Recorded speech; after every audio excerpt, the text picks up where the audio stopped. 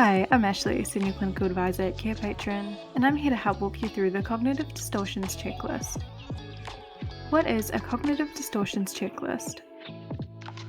A cognitive distortion is any thought pattern that results in a biased or irrational perception of reality. It is a mental thinking error in which thoughts become distorted and lead to inaccurate or unhelpful conclusions. Cognitive distortions can significantly impact moods and emotions and how we interact in social situations.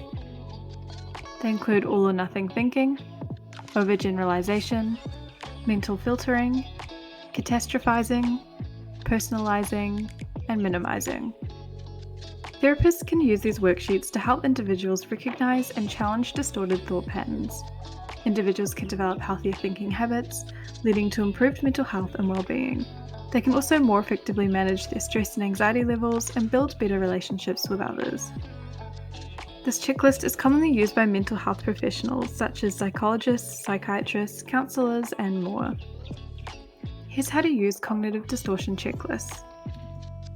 They're relatively easy, with the first step being to fill in patient information and the date at the top, and then read the instructions. You'll then need to complete each section, answering all prompts with the client.